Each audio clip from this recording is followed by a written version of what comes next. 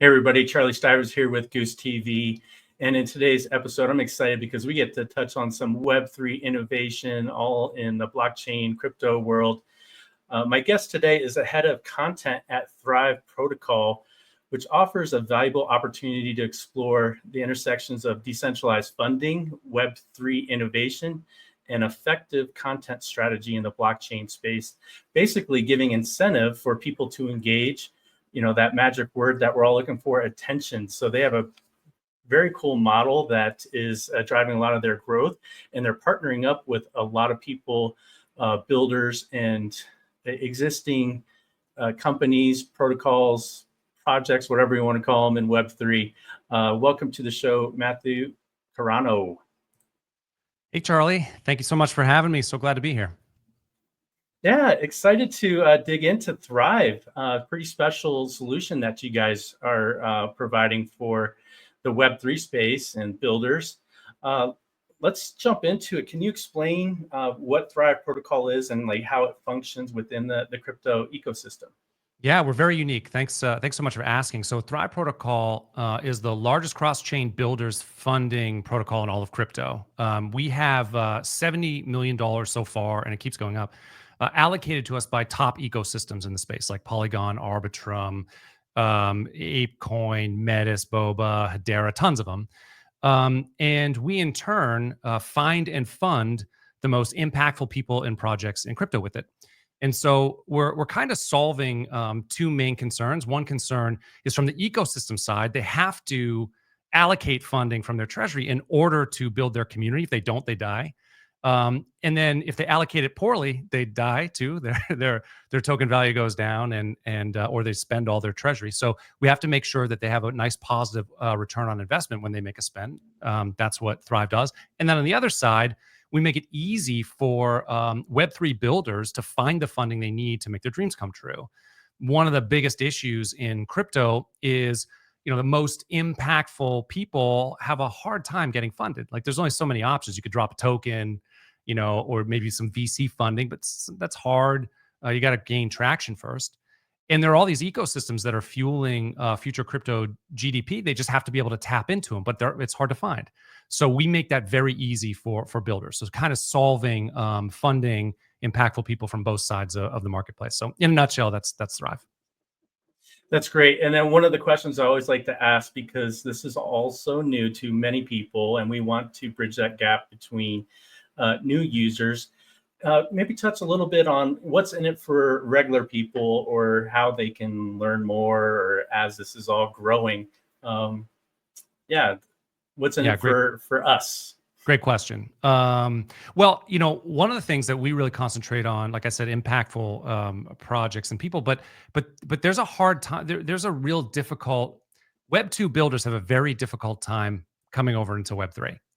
But what I mean by that is developers who work on an app or work for a company or a large company. Why would a Web2 builder, someone who works at Amazon or something, or Square or something, why would they're making $250,000 a year? Why, even though they might be super psyched about and really into Web3 from the technology standpoint, but they got to pay their mortgage.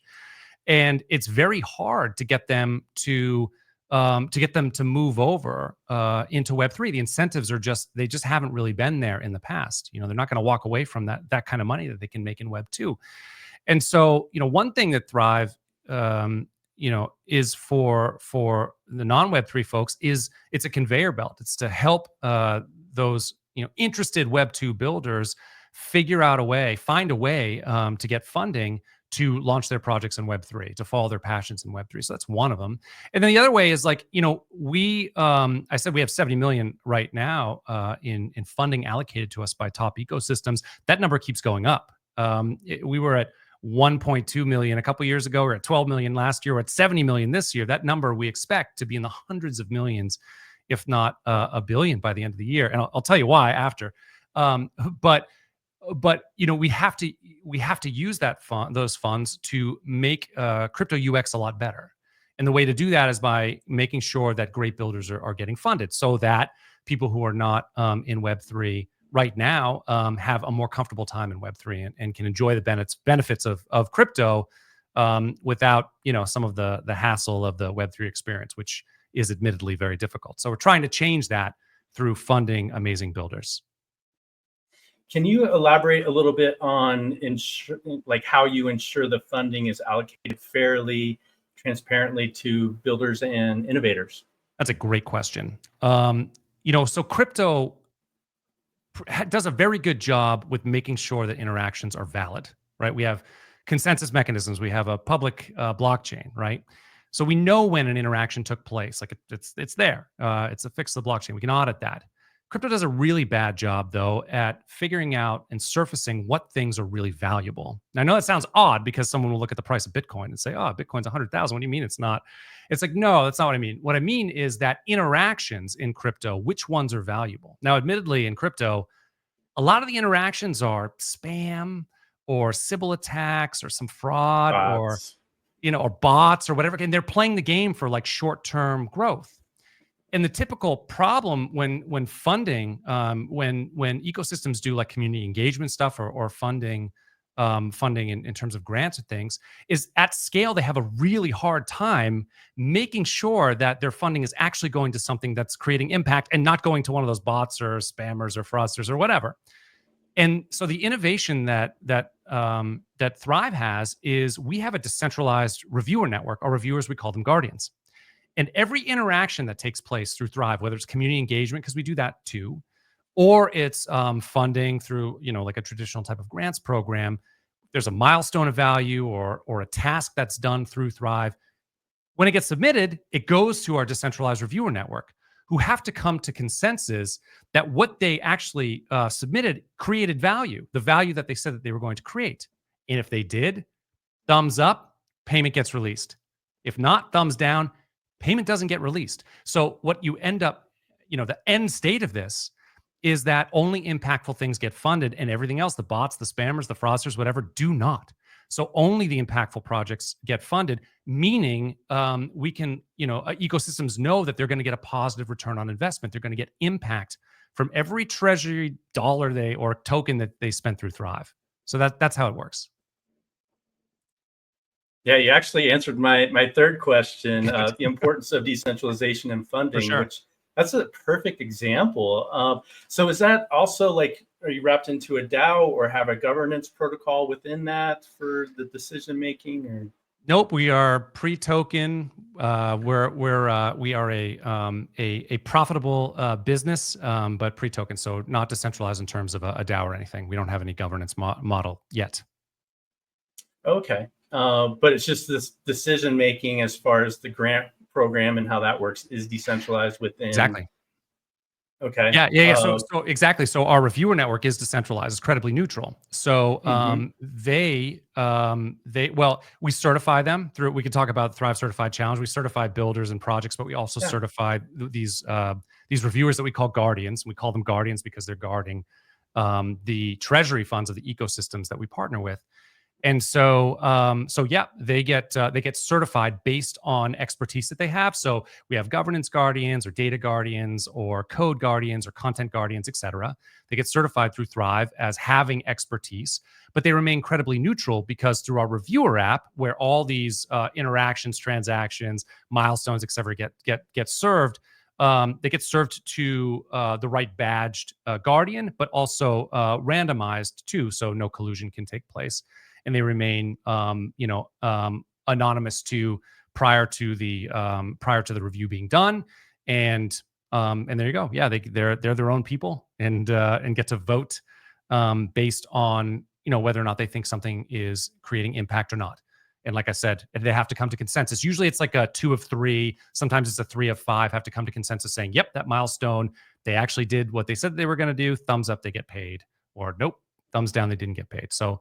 Exactly. That's how that works. We certify them, but essentially it's an independent group making those decisions.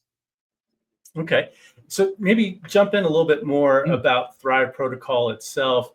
Like, are you Ethereum compatible or interoperable with almost all the chains? And like, what's in it for you guys other than supporting the rest of Web3? Yeah, exactly. I mean, we get paid a percentage of the funds that are allocated to us. So that's what pays the bills. In fact, we're one of the only, like, it's very rare in crypto for a company or organization to be profitable, but we are. I mean, we're still we're still consider ourselves a startup. There's about, I don't know, 30 of us there, but we run pretty lean. Based, also when you think about all the partnerships that we have, um, but yeah, Thrive. Actually, sorry, I missed. What was what was your first question? I was going into a tangent.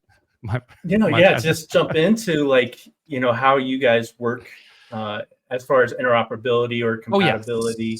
Yeah. Thank you so much. Yeah, no, we are layer one agnostic. We have a few L1s that we partner with. Zion is one of them. So we have a Thrive Zion initiative. Another one is Hedera. So we have a Thrive Hedera initiative, et cetera. So, we just want to partner with great ecosystems who we feel, mission aligned with. And that includes also a bunch of L2s, like I mentioned before, Polygon and Arbitrum, et cetera. Ape Chain too is I guess would be an L1 at this point as well. So a number of them, pretty much L1 agnostic. We would partner with any ecosystem.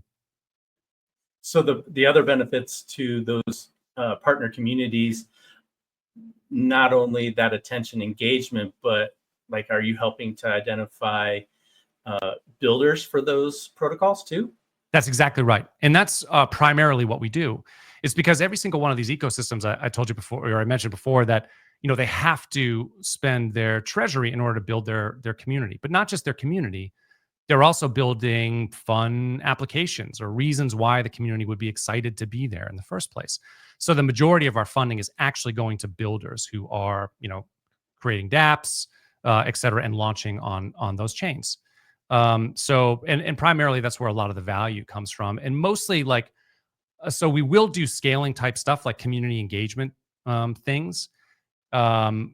Similar to a lot of people will kind of compare us to a questing platform, similar in that way, where we can do community engagement stuff, but different because everything goes through our reviewer network. And so you're not getting any of the shenanigans that you might find in other platforms. The same thing applies no matter what we do. Is, did it create value? If so, funds get released, and if not, funds don't get released. So yeah, there's community engagement stuff, but most of the funding that goes through us is funding is funding builders to build stuff on these platforms. So a lot of here. I'll just give you an example of how it works. So one of our engagements is Thrive is Metis. We usually the naming convention is Thrive in the first name, and then the other ecosystem in the second name. Although it's different with our initiative with ApeCoin that's called Thank Ape. I wasn't around for that naming convention, so I can't speak to that. But anyway, Thrive Metis. And so when we partner with an ecosystem, we'll use Metis as the example. We set up a board with them, and we work out what types of projects that they're looking to fund. And for Metis, it was a startup fund. It was startup projects. So, and some ecosystems, they want, projects that have been around for a long time. Like, say there's an ecosystem might say like, hey, we don't have any RWA, in our ecosystem. Let's go find one with traction, and we will, we'll fund them to deploy on our chain. It'll bring a bunch of new RWA users over to our chain. But Metis was different. They're like, well, we want a bunch of startups who will come in and launch on Metis and kind of grow with us. So we did a funding campaign called the Startathon. And then we followed it up with another initiative called the Accelerate program, and that was for projects that were a little bit further and deeper in their life cycle. So they were past the startup phase; they've gotten a little bit of traction, and so the Accelerate program was to get them to the next level, to get even more traction on Metis. And all this time, all the time, what this is giving Metis is just a bunch of new cool apps. Launching. One might be the next, who knows, Uniswap or another killer app, launching in their ecosystem, so that their community can be excited and proud of it, and also grow their ecosystem by all the new users coming to Metis through these projects. So that's how it works. And then maybe I can talk a little bit about the Thrive certification too, because I think this kind of that was my next question. I wanted to get into your mission and your impact. So what distinguishes Thrive as, this like you could say probably the largest grant allocator in crypto ecosystem Sure. at this point. And then, yeah, dive into that process of becoming Thrive certified. Yeah. So what we found is like once ecosystems kind of understand what we do and the impact that we can give their community, giving them positive return on investment from their treasury spends, it's a pretty like it's kind of a no-brainer, which is why we've seen such rapid growth in the last couple of years from 1 million a couple of years ago to 70 plus million now, and that number is going up. It's even 70 million is not right anymore. It's higher than that. We'll be announcing some new initiatives soon. Good. Right.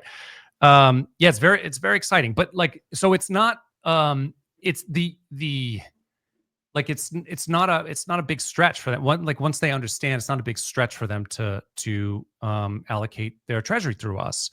So, but what we found is there's a limited amount of impactful Web3 builders right now. There's only something like 7,200 or 7,500 Web3 builders, as opposed to like millions of like Web2 developers out there. It's crazy what small number that is. So, our Thrive certified challenge, what it does is it helps us uncover and identify them. What we realized that we needed to do, we used to only really market our initiatives. So when we would partner with an ecosystem, we would sort of market that, do a RFP process to find projects to fund directly for that ecosystem. But that process is too slow now. Like we have too much in terms of funding in order to do that anymore.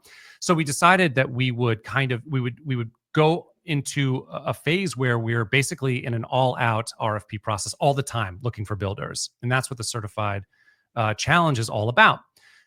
If you are a builder in Web3 and you have a project, come to start.thriveprotocol.com, right down there in the bottom of the screen. Take the builder path, and it'll take you down the path to get your project certified. And what'll happen is there'll be an application. You'll fill out kind of the normal things normal things about your project, what it does, et cetera. But it'll ask you to choose an impact area that you can show impact in for your project, and that could be daily active users, or total value locked, or transaction volume, or innovation. You just choose one. And then what it asks you to do is to prove that impact. So if it's daily active users, show us, something on the blockchain that shows how many interactions you've had on a daily basis or whatever, or over the course of a month or something. So you prove it.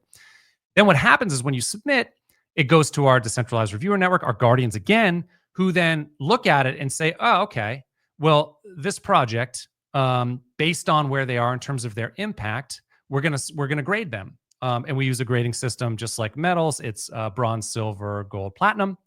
And so they'll say, maybe you're a project you haven't launched yet, but you've got a great go-to-market plan or a business plan. You've got a great team in place.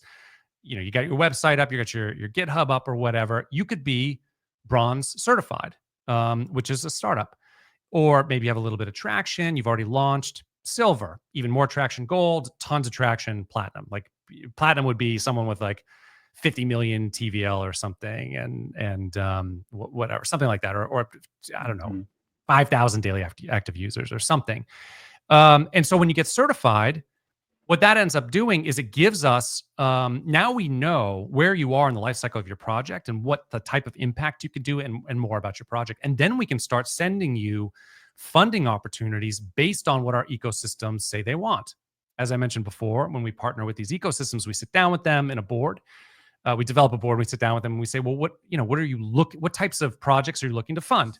It'll be like, oh, we want to do SocialFi, or we want to do DeFi, or we want to fund communities, or et cetera. And then we ask, okay, well, what part of the life cycle do you want to fund? And they'll say, oh, we want a startup, or oh, we want whatever. And so because we have all this knowledge with these our ecosystem partnerships, we can then target these builders and say, hey, look, Thrive Metis is for you, or Thrive Zion is for you, or Thank Ape is for you. They've got funding right up your alley. So it just allows us, this certification process allows us to effectively make sure that these builders are in line for the funding that makes sense for where they are in the life cycle of their project. So that's how that all works. That's pretty fascinating. You started to mention some of these different niches within Web3. What are some of the trends that you see shaping blockchain in 2025? and beyond. Like, are you seeing a lot of activity with the AI agent trend? For sure. Anything AI. else in AI, I imagine? Yeah, for sure. AI, meme coins, of course. Definitely ecosystems are interested in that. Social-fi. It feels like a return to fun a little bit too. Like there's some really cool apps now that are getting funded that are like like gated meme making, that type of stuff. Fun. It's not just straight up. I feel like last cycle was a lot more DeFi. Well, it was a lot more NFTs and DeFi basically, but now we've kind of moved. There's still a lot of DeFi, but we've kind of moved on past that. But then also like I've seen even communities get funded as well. So you might not even be an on-chain project, but you might be. An example is SheFi, which is an organization that onboards women into Web3, and they've got classes and a cool community, and they do events and stuff. Projects like that get funded too, or even media groups. It's just depending on what the ecosystem wants, and what they believe that their community values most, which is really the cool thing. Because people ask me all the time, I'm space hopping right now. I'm going from like space to space, just telling the tale of Thrive. Getting the word out. Trying to get the word out, trying to find all the builders, all 7,200 of them. That's my mission, I guess. And they always ask me like, oh, what projects are getting funded right now? And I'll be like, the beautiful thing is each ecosystem is different. If ApeCoin, way different than Hedera, like way different. And what they want to fund is a lot different too. Our last season of our initiative with ApeCoin called Thank Ape, it was all about funding businesses who are using Ape IP. So it was brewing companies, it was coffee companies, it was clothing companies and apparel companies, all sorts of stuff, just using the Ape IP. So that's not an on-chain. Those aren't on-chain projects either. It really runs the gambit. Just sort of depends on what ecosystem. And same thing with life cycle too.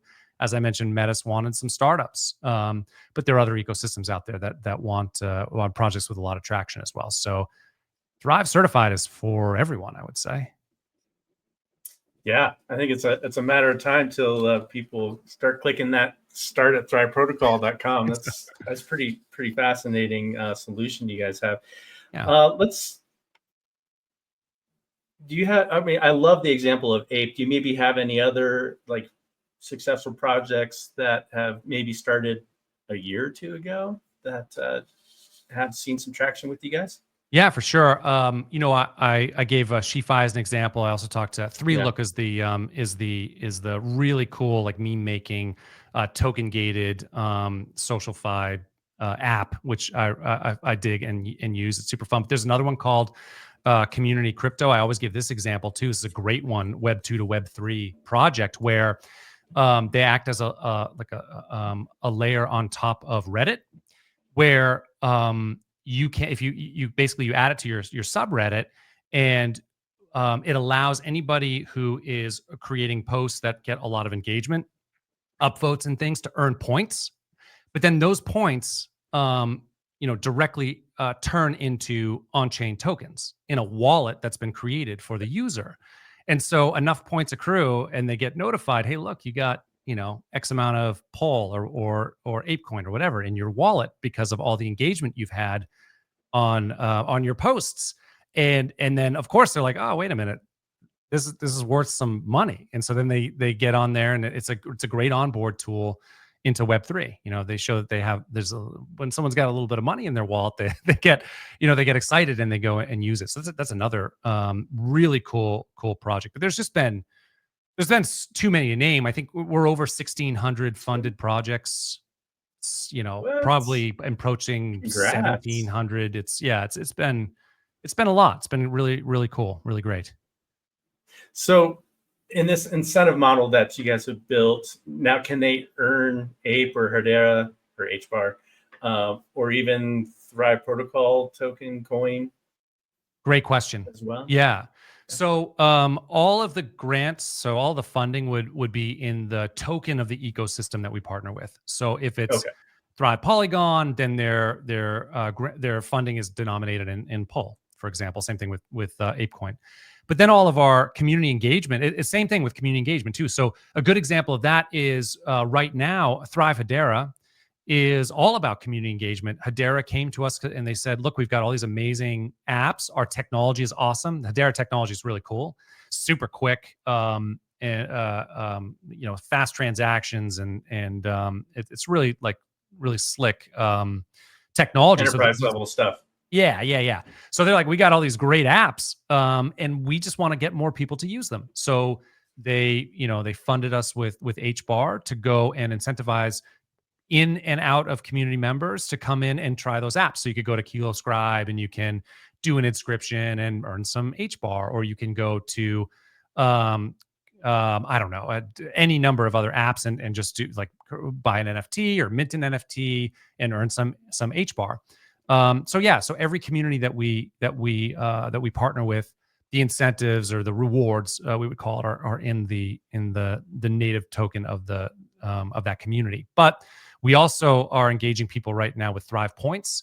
So Thrive Points sort of connects all the dots. The weird thing about Thrive and the hard thing about Thrive is, like I said before, we've really largely just been marketing our initiatives with the other ecosystems. We hadn't really marketed ourselves.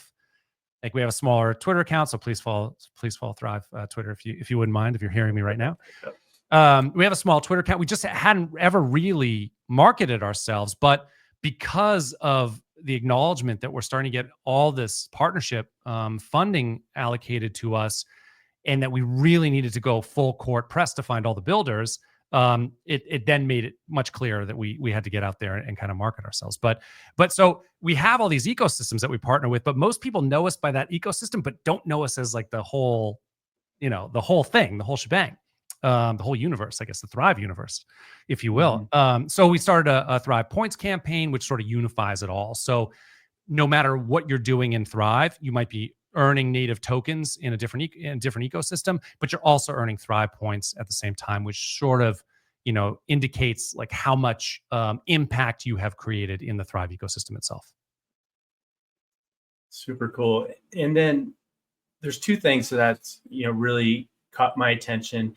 Is one, you're basically creating apps. So for regular people, what really caused the internet to go through its growth was everything over and above email.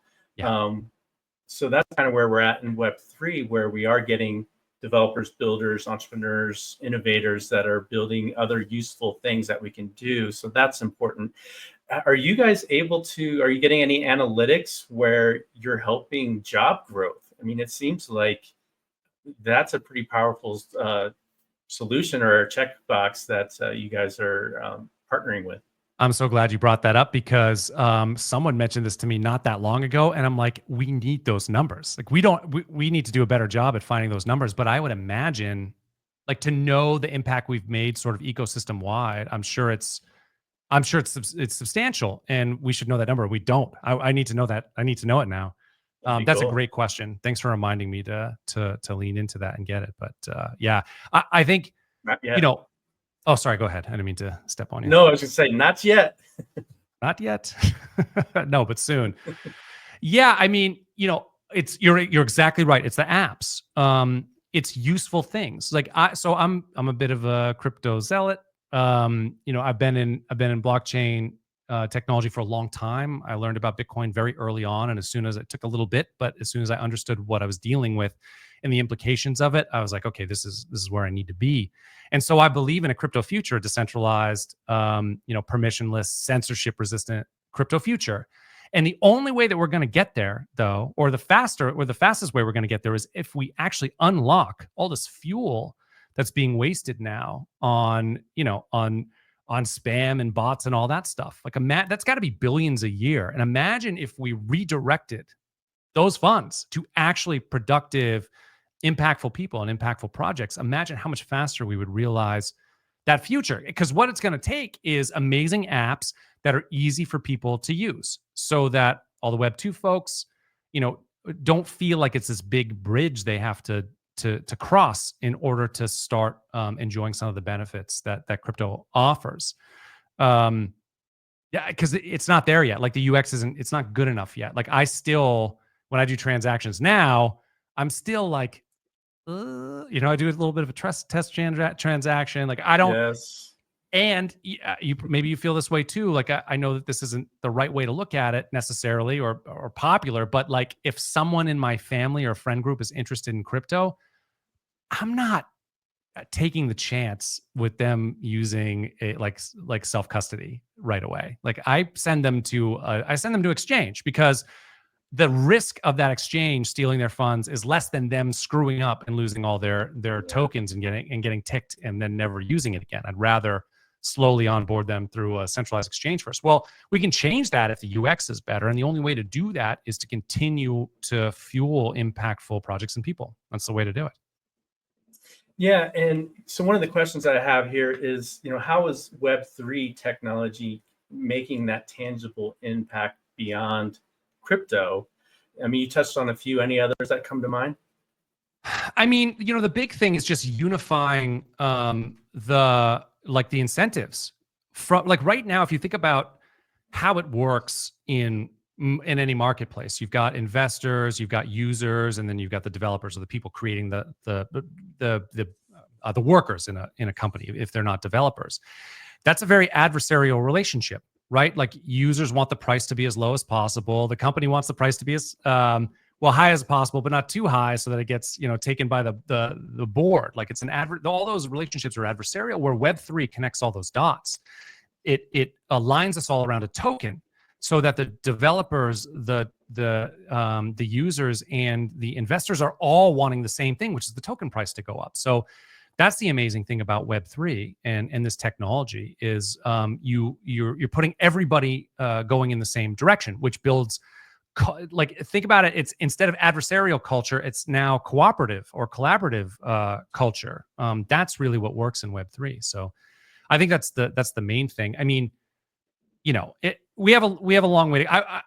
I really I've been in crypto since, I don't know, 2013. It's been 12 years or something, and I really had hoped that we'd be further along than we are. But to be honest, if you got to look at it truthfully, right? We're not, like, it's not necessarily for the normies yet, but I think we can get there. I think if we make sure that we're uncovering and rewarding those who are creating impact instead of those who aren't creating impact, then we'll get there a lot faster. But yeah, I guess that's how I would answer your question.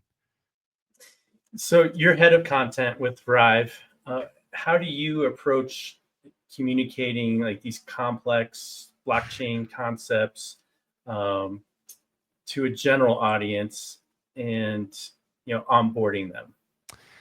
That's a great question. It's so hard. I think it's particularly hard with Thrive, and we're doing narrative work right now. Just being open about it. We're really trying to dial that in to make it as easy to understand it as possible. Because Thrive is particularly difficult because we have different audiences and different factions. We have users who are doing rewards and incentives for community engagement type stuff. We've got these builders who are getting funded. We've got these ecosystems that we're partnering with. It's a complex group that we're talking to. So the best way right now is I found is a longer form conversation. It's conversation like this one we're having, or being in spaces where we actually have time to kind of break down each part of that ecosystem. And once we do, I found that the message really resonates. Like, people get it. People understand, if they're builders, they understand that it's super hard to find funding in Web3 because you got to figure out which ecosystem's giving the funding and then how they're distributing it. If there's politics in place, maybe they need to find the right people and get them to vote for them in some sort of snapshot, or they got to do forum posts and got to market themselves. It's super complicated. So they resonate with, like, no, come into Thrive, get certified. We'll start sending you funding opportunities easy. And they're like, I love it. Or communities really dig it too, because they're like, listen, I say, our guardians, we are legitimately protecting the sanctity of your treasury. We're making sure that when you spend your treasury through us, you get a positive ROI that's just going to build your community. Like, they get it, and they're excited too. So, but it's hard to do it in like a website. in like, in like a header subheader situation. Really difficult. So I think kind of the longer form stuff is the way that I'm taking it until we really, nail down our narrative to make it easier. So the CEO or founder of Thrive is Daniel Jacobs. Yeah. You've been around for a while. Maybe talk a little bit about your vision for the future, his, as a company, and the future of decentralized funding and Web3 innovation with you guys. With Thrive. Great question. Yeah, I love to talk about Daniel. The reason why I'm at Thrive is Daniel Jacobs. So I've been around the block a little bit. I've worked a few places, and I was at Gitcoin, so I had my first kind of funding and grants, initiatives there. I worked for Status, which is an OG crypto project. I worked for one of the first ICOs ever. I think we were the 9th ICO ever. So I've been around a while. And after my last thing, I took some time off. I took like 4 or 5 months off because I was like, I just want to find, I'm really like mission forward. I'd love to find a mission that really resonates with me. I don't want to work for, I won't work for an organization that doesn't feel right, that doesn't align with me. And but a friend of ours introduced me to Daniel, and they, like I said before, hadn't really marketed themselves. Thrive hadn't marketed itself as a organization before. It was really only marketing the initiatives or the partnerships. And so he was like, Matt, we need a marketing guy. We're looking for a marketing guy. You should meet Daniel. And I did, and I instantly liked him. And we chatted over the course of a couple weeks. There wasn't a formal like interview process until, I don't know, 2 weeks in. I think we probably talked three or four times before then, just to kind of get to know each other. And I was immediately I immediately liked him and understood his innovation, which he thought about value and how hard it was to surface true value from a very young age. I'll skip that story because he tells it a lot better, but he has a great like sort of founding story from when he was a kid.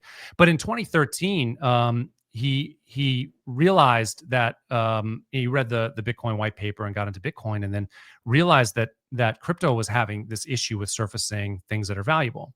He had that thought that what I explained before, which was that crypto does a great job with valid but not value. And he actually he grabbed thriveprotocol.com, the URL then in 2013. But he's a multiple time founder.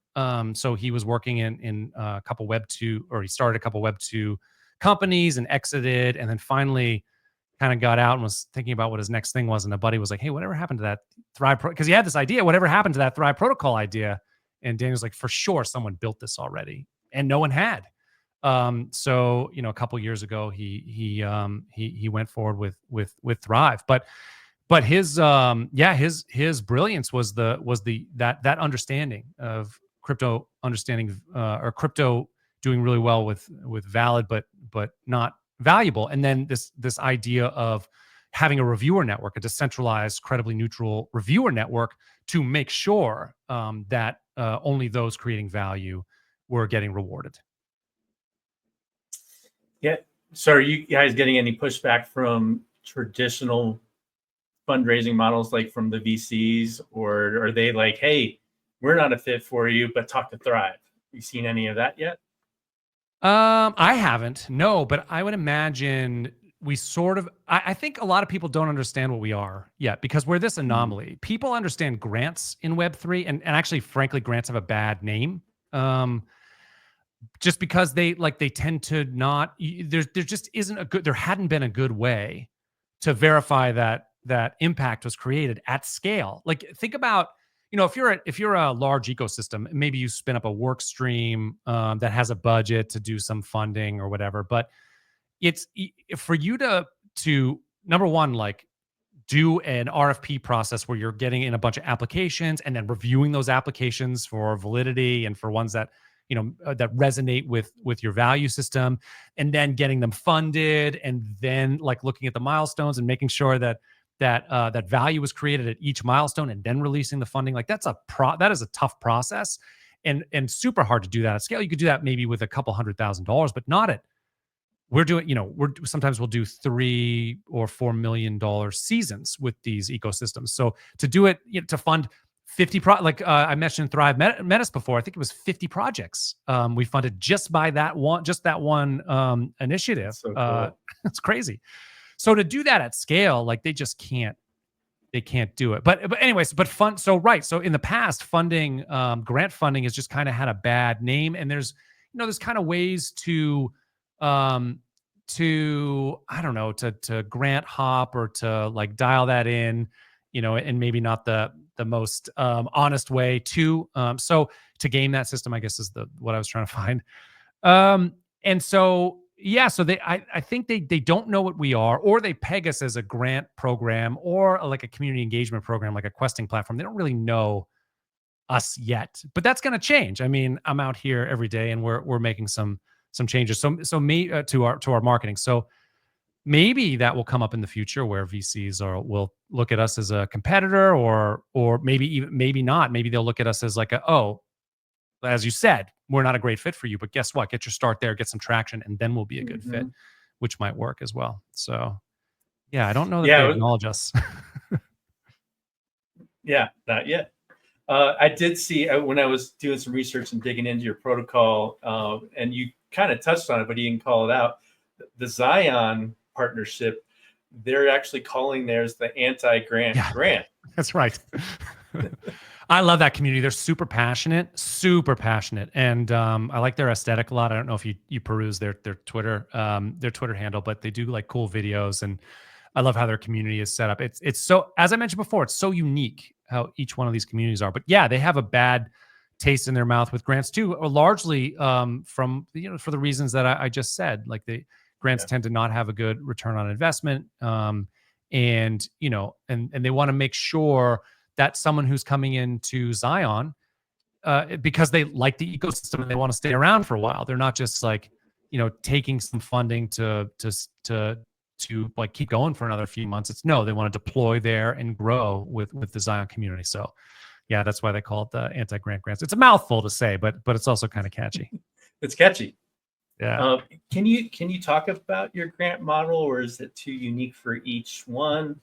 Like it's not free, or like, what's the catch? Can you touch on those things, please? Yeah, for sure. So we don't, builders don't pay us. The ecosystems that we partner with pay us. So you get it. That's a great question too, because I get that in spaces as well. There builders will come up in a space and say like, what was it cost to be a Thrive certified builder or a project? And I'll say, no, it doesn't. We don't charge you anything. We need, like, we have all this funding. We need to find impactful builders. Come to us if you're an impactful builder, and we'll allocate funding to you. So it doesn't cost them anything. Usually, it does depend based on the ecosystem, but a lot of times it's around milestones. So the grant process would be, you get certified. We would send you the opportunities based on where you are in the life cycle of your project and what impact you can show, et cetera. There would be, for right now, there's a separate application for that. In the future, like long-term Thrive, there'd be a unified application that, instead of being a pre-qualification, is a qualification. We're just getting that streamlined, but eventually that's where we're going. But there's another application. So a few things you'd have to fill out there, and then basically then it goes to the board who approves it, and then funding happens at milestones. So usually, like, first milestone is launch on mainnet, funding gets released, and then do some UI or UX improvements with some feedback payment, milestone fund. And then maybe the third is gain some traction, and milestone gets released and you get funded, sort of depending on the life cycle. Like if it's a project that's further on, so it's not like a startup, those milestones might be a little bit different, but that tends to be how it works. And usually, like, sometimes our funding is rolling. So if we're partnered with an ecosystem, say it's like a 2-year ecosystem partnership, which I think maybe Zion is. I can't remember all of them. Then it could be rolling. As soon as we find the right builders, we'll get them into the program. Or sometimes it's an RFP process, like a 2-week. get everybody in place, and then we launch the season, and then the season has like a little bit of a life cycle that goes through the milestones, and then there's maybe a demo day at the end, and maybe awards and all that type of stuff. It just sort of depends on the ecosystem. All right, let's talk about some fun stuff. A Yeah. little bit about your journey in media and podcasting. I saw that you had some experience with a podcast called Quantum Week, and then also your work with Barstool Sports. Have any of those kind of influenced your journey? I love podcasting. I love being on air. I mean, maybe you can tell. I don't know. I like being on air, so I'm glad that we're here. It's better than sitting at the desk and typing away. But right. I'm a musician. All my life I've been a musician, so have recording studio and producing my own music. But I've always loved pop culture, and so I started a pop culture podcast called Quantum Week, where we leaped into a random week of a random year, and then talked about the number one movie and the number one song of that week. And that was great. It was a lot of fun. I did that for 2.5 years with my partner, who then went on to Barstool full time. And I guest produced a Barstool sports show for a couple years. I would do whenever their producer would be out. So I probably produced, 20 something episodes, did a few live shows with them, created a bunch of content for them as well. But yeah, it's creating music, creating content. I do video work, voiceover work, all sorts of stuff for being on air. That's any creative pursuit is what I really, really love to do. But what's amazing is I get to do that in alignment with my value system in in crypto, which I love. So it's a privilege to be able to do that. So I'm in media as well. Yeah.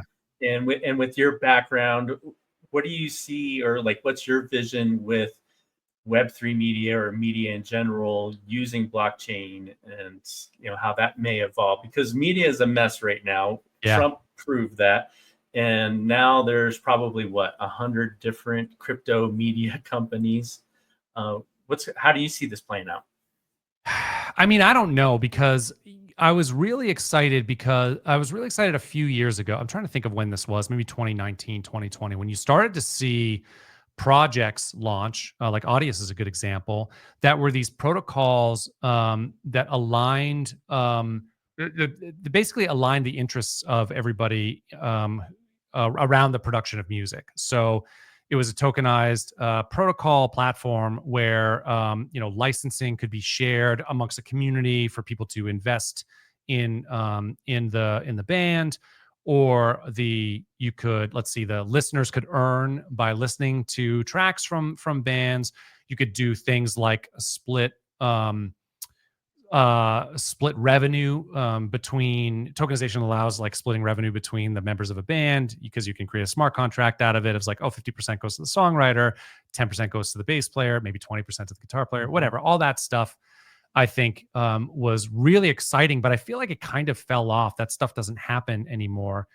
And then the same thing with, in media in general, not just music it's the thing that I guess I would say I care the most about, being a musician. It's what I love. But being in media, I think, eventually, I think funding should be totally different because of Web3 and media. It's a lot easier to do micropayments to read stories or to watch videos, et cetera. Like, there's no reason right now for us to, like, we're sort of recreating cable TV with all of the different apps that we're subscribing to. Like, we cut the cord, no more cable, but now we have Netflix and Hulu and Disney, but we're all those. So it's like, we recreated cable again. That's crazy. Where we don't need to do that. Like, we could actually, crypto allows us to micropay for either for episodes or for a series or a season, instead of having to subscribe to a whole platform or network around that. And then also it enables, funding for artists or media folks directly. We do have Tipping. Tipping, exactly. And we do have these like halfway, they're peer-to-peer, but sort of halfway solutions. What's the funding if you're like a media like Substack or what, but those aren't decentralized. Patreon. Patreon, thank you. Exactly. I don't know where my mind is, but We do have, they're kind of like halfway solutions, right? Because they are peer-to-peer funding, so you can support the artists, but it's still a centralized entity there who could shut the artist down whenever they want. So, a decentralized media outlet which has peer-to-peer payments is really the way. And I don't, that probably is starting to exist, but I haven't really seen it yet. Maybe you've seen more of it than I have. We're working on a solution too, but the other box that we're trying to check is preventing censorship. That's right. We've already had censorship in our money and media. We've seen that, so I think that's going to be interesting to see how it evolves. Yeah, and then for sure, it will still be important to have some kind of, like, you have some kind of group or decision, like, hey, we're not going to allow that. It's like, I totally believe that. Yeah, like communities should be able to curate the type of content that they want to see, and there should be a reputational component too. So more reputation or less. You could think about it in terms of ride share. You could have decentralized ride share, but you need reputation in place to make sure that people are safe. Or even like a retail, like Amazon. Decentralized Amazon would work if there's a reputational component to it to make sure that the people who are bad actors are known to the community, so that no one trades with them. And so same thing. Not Craigslist. Not Craigslist. Do people use Craigslist anymore? I used to use it all the time. I know. I've never right? seen it. Yeah. If they had the rating system, they might have made it. But yeah, for sure. Yeah. And then a little bit more, like, you've been in this since 13, so much respect. You got a vision of where you could see this going, or the next 5-10 years from now? I mean, the most important thing to me, like why I'm here, is human liberty. To be frank, like I believe in a crypto future because I think that it unleashes human productivity and helps them be more free. So that's the big thing for me. I mean, I think our reviewer network, our guardians, is a fundamental shift in crypto. And if if I think about what Thrive is at its core, if we were decentralized protocols, you could have like the funding app, and the incentives app or whatever, and the reviewer app. But I think that the reviewer network, if you kind of cut Thrive down to its core, that's what we are. It's like it's surfacing value, and how do we best do that? By this credibly neutral, decentralized group of reviewers who have shown expertise in a particular area, and are basically reviewing every single interaction that goes through it. And I would love to see that ecosystem wide. Maybe Thrive, the funding spins off, but that reviewer network is ubiquitous, and everybody uses it as its source of proving that value was created. I'd love to see that. I think we would see a huge shift in how far and how what our gains are in crypto, and how in a much faster way if we do that. I also would love to see, just not to be just Thrive centric the entire time as much as I love Thrive, but I would also love to see decentralized marketplaces. I'd also love to see privacy. I know that there are some of our organizations that are using it. We have ZK, but like, it's only really being used. There's L2, right? It's being used as an L2, but it's really for payment speed. It's not for privacy. And I mean, how you spend your money should be, your business and not the world's business. So I think that would be an amazing next evolution, which then maybe leads to things like network states, et cetera, and other ways for us to cooperate and coordinate kind of outside, or basically, coordinate based on our values, no matter where we live in the world, which would also be amazing. I'm hopeful that all these things happen. Yeah, we'll talk offline about the network states. And I have some leads for you too, which, cool. As we're digging more into this, I'm like, whoa, you got to talk to so-and-so. Well, I mean, thank you for kind of, incorporating your personal views as well as Thrive. I think that's important, to see, what the leadership is doing within companies. So, thank you for coming on. Is there anything else that we missed that you want to address before while we wrap up the show? just my call to action. If you're a builder in Web3, go to start.thriveprotocol.com, start your journey. Perfect. Yeah. Make sure that that you're getting Thrive certified, so we can start sending you funding opportunities. And then, if you wouldn't mind just following the Thrive handle, that would be amazing too on Twitter. If you're a Twitter person, then or X, I guess X. I'm terrible with that. At Thrive Protocol on X too. That would be it. But Charlie, thank you so much for having me. It's been super fun to talk to you, and yeah, I really appreciate it. Yeah, congrats on what you guys have built. All right. Well, thanks for joining us today.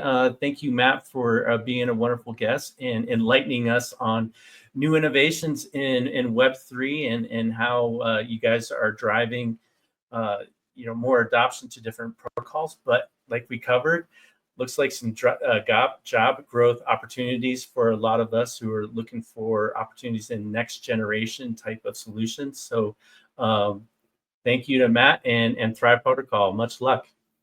Thank you.